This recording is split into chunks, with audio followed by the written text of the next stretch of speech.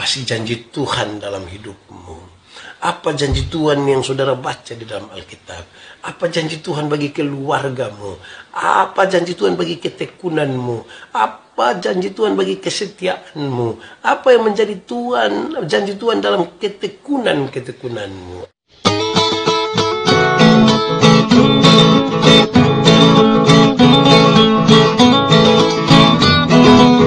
Wahyu pasal 2 ayat 12 sampai ayat yang ke-17 kepada jemaat di Pergamus, dan tuliskanlah kepada malaikat jemaat di Pergamus, inilah firman Dia yang memakai pedang yang tajam dan bermata dua. Aku tahu di mana engkau diam, yaitu di sana, di tempat tahta iblis, dan engkau berpegang kepada namaku, dan engkau tidak menyangkal imanmu kepadaku, juga tidak pada zaman Antipas saksiku yang setia kepadaku, yang dibunuh di hadapan kamu, di mana iblis diam. Tetapi aku mempunyai beberapa keberatan terhadap engkau. Di antaramu ada beberapa orang yang menganut ajaran Bileam, yang memberi nasihat kepada Balak untuk menyesatkan orang Israel supaya mereka makan persembahan berhala dan berbuat zina. Demikian juga ada padamu orang-orang yang berpegang pada ajaran pengikut Nikolaus. Sebab itu bertobatlah. Jika tidak demikian, aku akan segera datang kepadamu, dan aku akan memerangi mereka dengan pedang yang di mulutku ini. Siapa bertelinga, hendaklah ia mendengarkan apa yang dikatakan Roh kepada jemaat-jemaat. Barang siapa menang, kepadanya akan kuberikan dari mana yang tersembunyi. Aku akan mengurniakan kepadanya batu putih yang di atasnya tertulis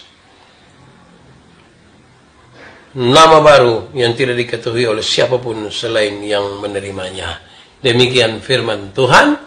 Berbahagia setiap orang yang mendengar firman, memelihara dan melakukan dalam hidup setiap hari. Shalom. Saya ingin menyampaikan kepada kita hal awal ketika berkhotbah ini. Saya ingin sampaikan, saudara coba renungkan, kalau saudara ada di satu tempat, saudara menyerukan sesuatu, saudara punya program, saudara punya harapan untuk sesuatu, ternyata dalam perjalanannya saudara berjumpa dengan sejumlah hal yang benar-benar bertentangan dengan itu. Saudara betul-betul bertentangan dengan itu. Kira-kira sikap apa yang akan saudara buat? Saudara akan tetap ada di situ atau lebih memilih keluar dari situ? Jangan emosional menjawab. Karena untuk tetap tinggal di dalam situ itu butuh pergumulan.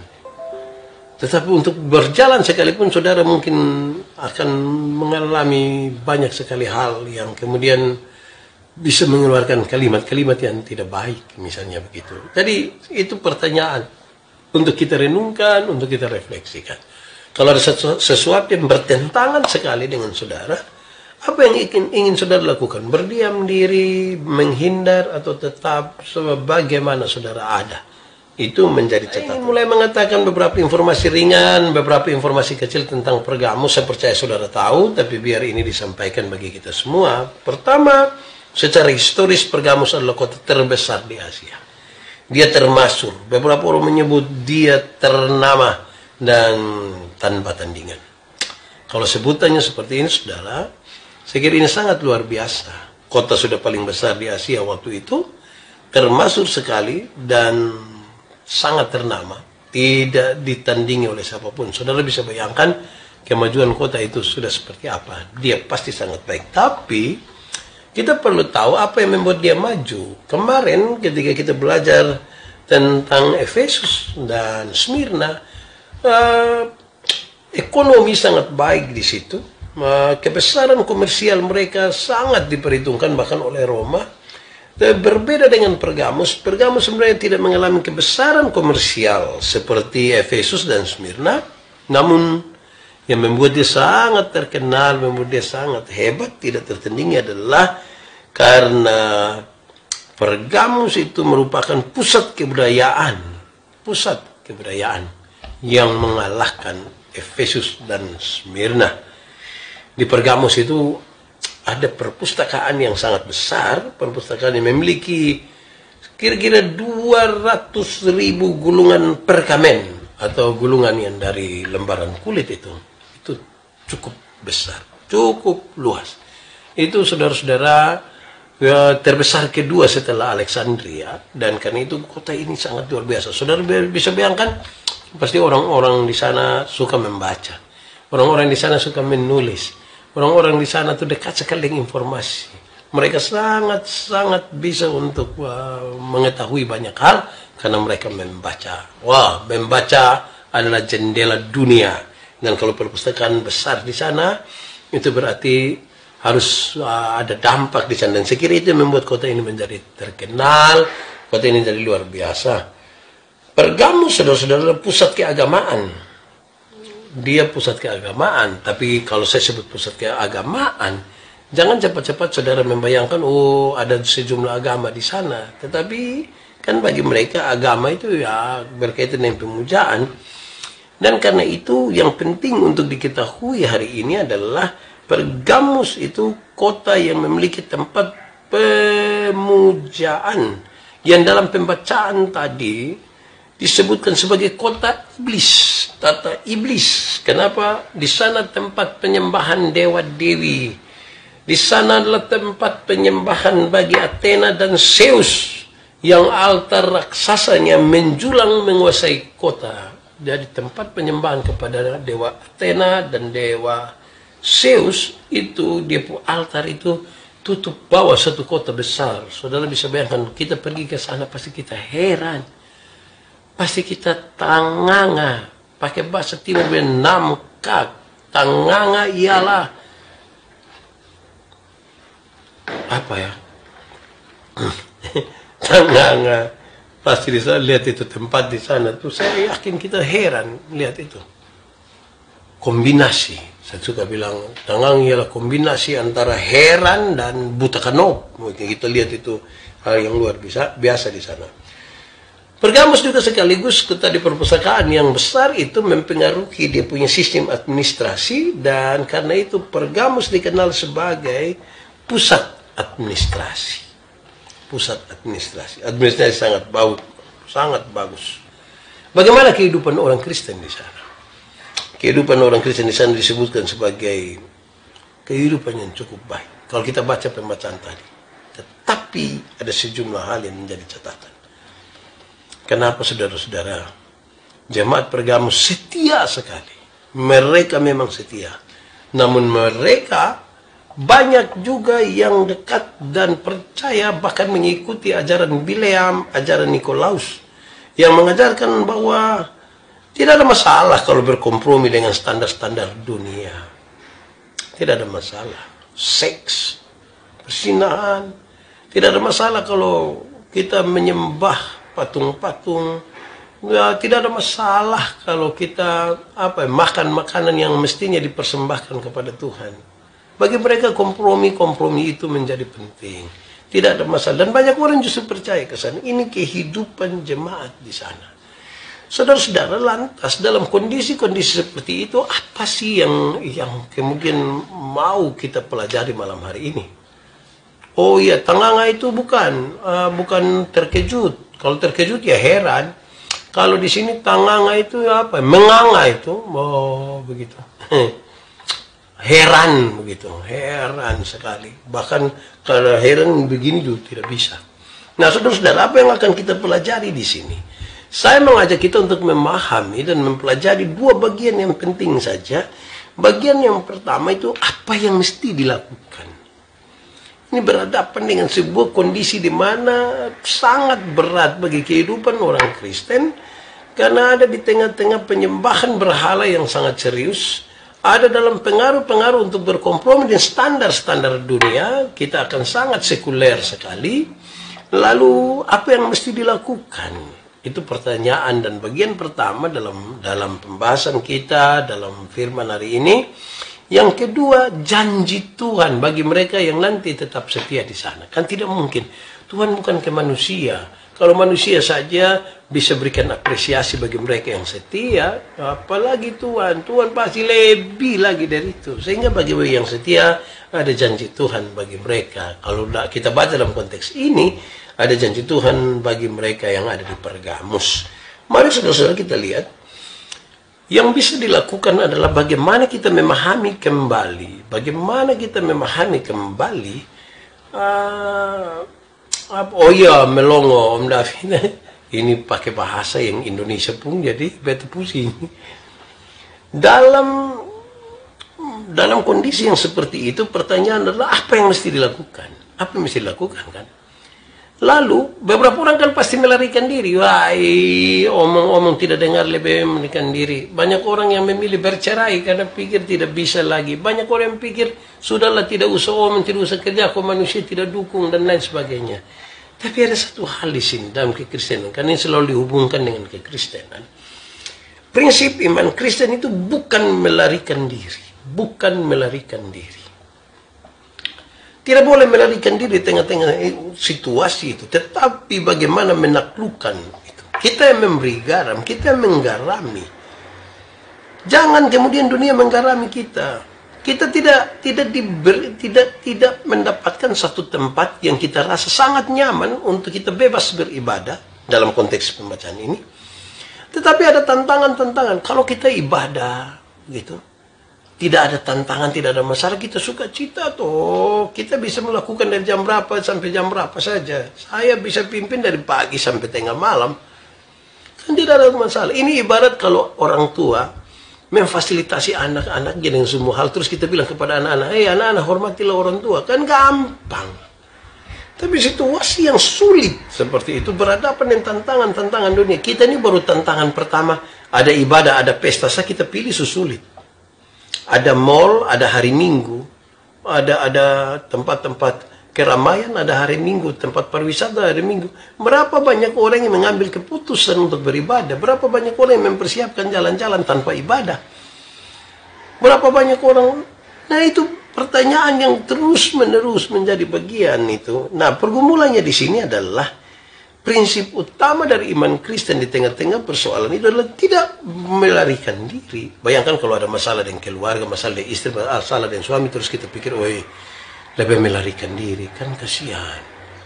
Saya baca itu, saya kira saudara masih ingat kisah tentang ada ibu satu yang cerewet sekali. Dia cerewet sampai ibu suami mengkali sudah tertekan. Terus pagi-pagi waktu dia sapu-sapu di belakang, dia jatuh dalam sumur. Waktu dia jatuh dalam sumur, dia suami kastinggal. Biar kok dia diam dulu, aduh dia ada nih, kita pusing. Dia tinggal sampai sore begitu, dia rupa-rupanya dia rindu dia pu istri. Kadang-kadang memang kalau orang bakalai-bakalai kita, marah-marah kita, dia tidak ada kita kerindu juga dia pun suara bakalai itu. Nah, terus dia sore-sore dia bilang, lebih kasih keluar mam tua, kau dengar mam tua marah-marah sedikit dulu. Dia pisau buang tali, oh ada yang sentuh tali, ada yang respon di bawah, dan terus naik datang. Ternyata yang keluar datang satu kakek-kakek, orang tua, orang kupang yang bayi tua satu keluar. Terus ini orang tua, ini suami kaget, kau siapa? Saya penunggu sumur ini. Lalu siapa istri? Engkau pun istri ada di bawah. Dia bagaimana keadaannya?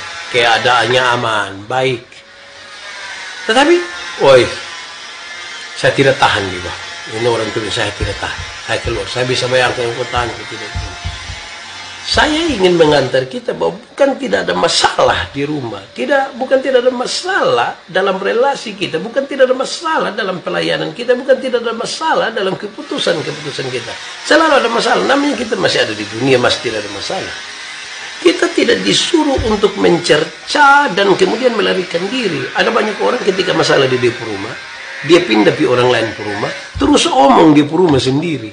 Nah, ini anak macam bagaimana?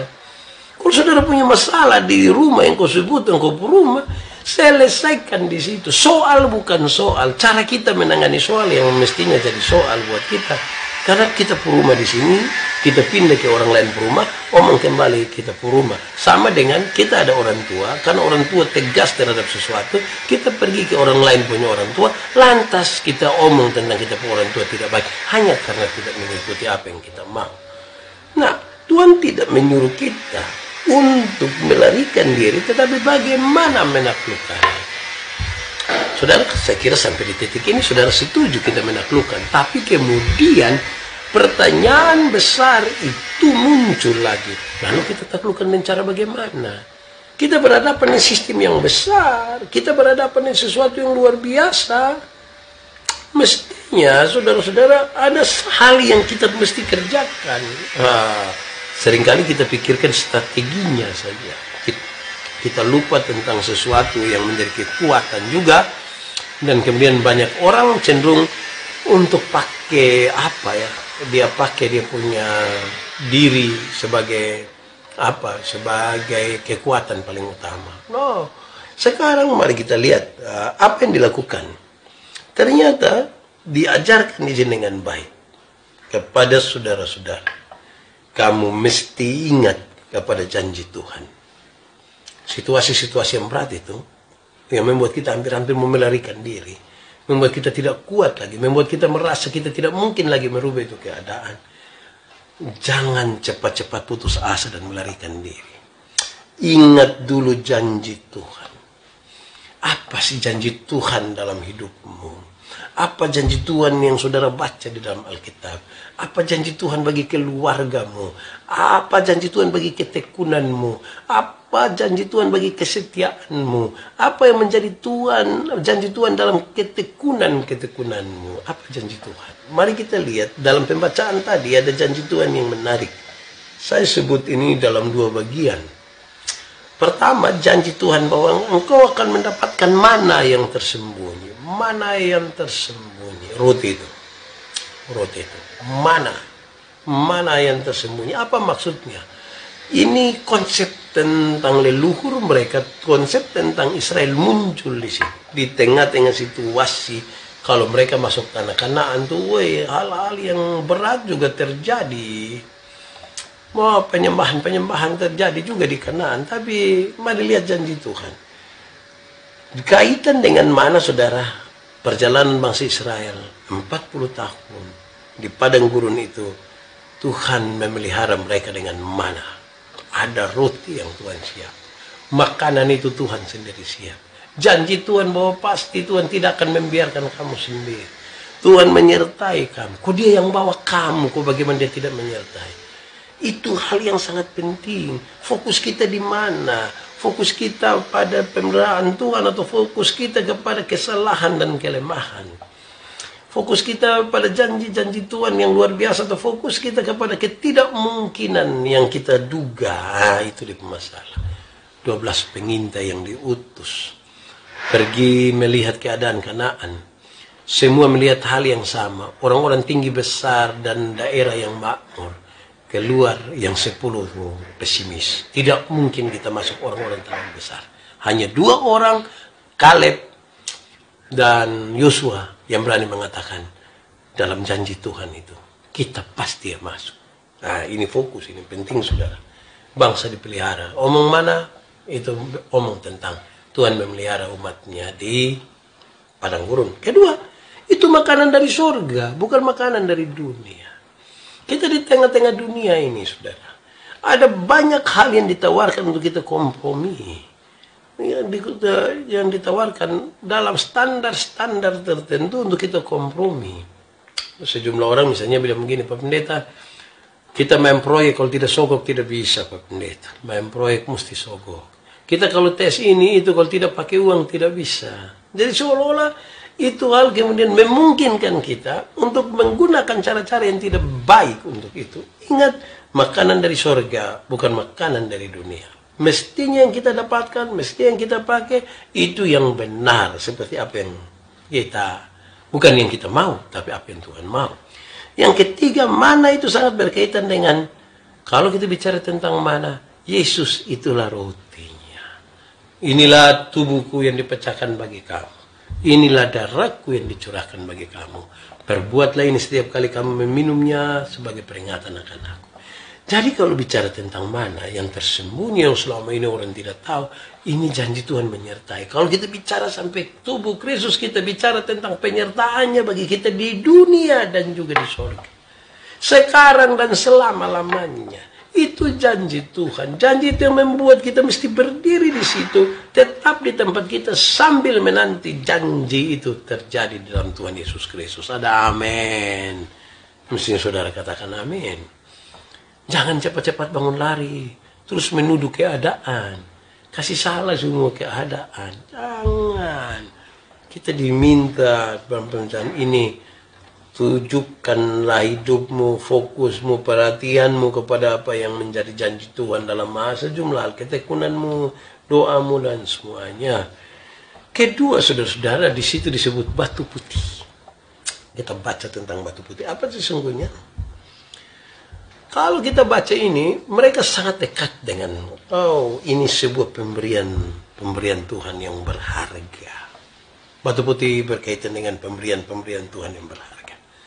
Saya tidak sebut bahwa ada pemberian Tuhan yang berharga, ada yang tidak berharga. Bukan. Saya mengarahkan kita untuk paham bahwa hidup kita ini selalu berurusan dengan pemberian-pemberian dari Tuhan. Dan itu semua berharga. Puncak dari itu semua kematian Tuhan Yesus bagi kita. Itu berharga sekali. Pertanyaannya adalah sikap kita terhadap pemberian-pemberian Tuhan kita. Sikap kita itu seperti apa? Mata kita jangan sampai tertuju pada pemberian, kita lupa kepada yang memberi. Jangan sampai perhatian kita tertuju kepada berkat dan lupa kepada sumber berkat. Wah, itu sebuah persoalan dalam hidup kita, saudara. Karena itu batu putih, ini sebuah pemberian dari Tuhan yang sangat berharga. Mestinya terpelihara, mestinya kita jaga. Kedua, saudara-saudara, batu-batu berwarna itu dipakai sebagai alat hitung. Kalau batu-batu itu dipakai sebagai alat hitung di zaman mereka, maka orang-orang Kristen sebenarnya sementara disimbolkan sebagai orang-orang yang terhitung di antara orang-orang yang setia. Siapa yang setia? Dia terhitung bersama-sama dengan orang-orang setia lainnya. Dia terhitung dalam persekutuan dengan Tuhan. Dia terhitung untuk ada di mana Tuhan ada. Dia terhitung untuk ada dalam kerajaan sorga yang kekal. Mestinya itu sukacita. Mesti itu membuat kita menanti-nanti Tuhan. Dalam situasi yang kadang-kadang memaksa kita mesti melarikan diri daripadanya. Saudara, itu sesuatu yang indah sekali. Saya merenungkan bagian indah, saya kira itu menyentuh hati sekali buat saya tahu bagaimana kita mesti bertahan. Bagaimana kita menggumuli hidup ini dan semakin melihat ke dalam diri kita dan kepada Tuhan. Saya kira itu hal yang betapa luar biasanya. Ketika saudara, batu putih dan batu hitam di zaman itu dipakai sebagai alat hitung juri. Kalau putih yang muncul, itu berarti bebas. Tidak bersalah. Tidak ditemukan kesalahan pada orang ini. Dia sudah bebas. Tetapi kalau batu hitam, itu berarti dia bersalah dan mesti dihukum. Oh, janji Tuhan terlalu luar biasa. Dia memberikan kepada kita pembebasan. Kita tidak lagi kepada kita tidak ditemukan kesalahan. Tuhan Yesus sudah bayar lunas semuanya. Kita sekarang aman. Dan dia janji memberikan kepada kita itu. Jangan lupakan itu ya, saudara-saudara. Kalau batu hitam berarti ditemukan kesalahan mesti dihukum. Batu putih berkaitan dengan kepada kita tidak ditemukan kesalahan. Kita bebas. Kita aman. Luar biasa, saudara-saudara. Nah, yang berikut, saudara, dalam kita dengan ini semua ada kepingan kayu. Biasa mereka sebut dengan tesera. Tesera ini adalah kepingan yang terbuat dari kayu, dari metal, logam, atau dari batu. Di atasnya termuat tulisan. Biasanya tulisan-tulisan itu berkaitan dengan orang-orang yang menggantungkan hidupnya kepada sebuah keluarga.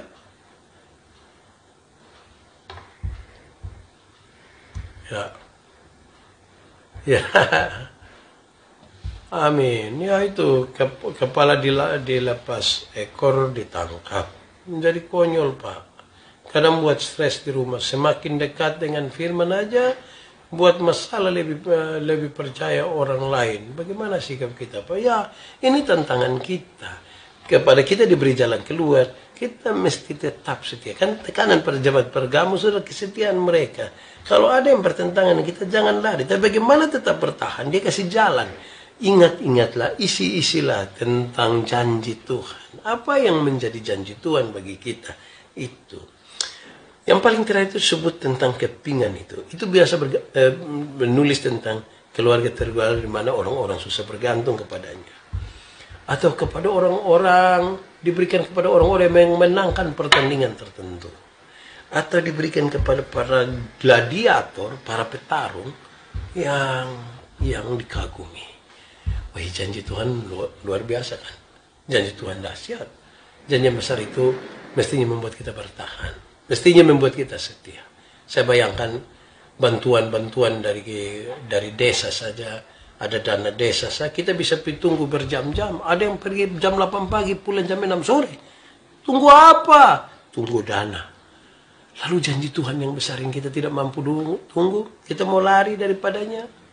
Ada masalah, pasti ada masalah. Sikap kita terhadap masalah lebih penting dari masalah itu sesungguhnya. Tuhan memberkati kita. Nitui memlana kantukan materi, nuale masih yang di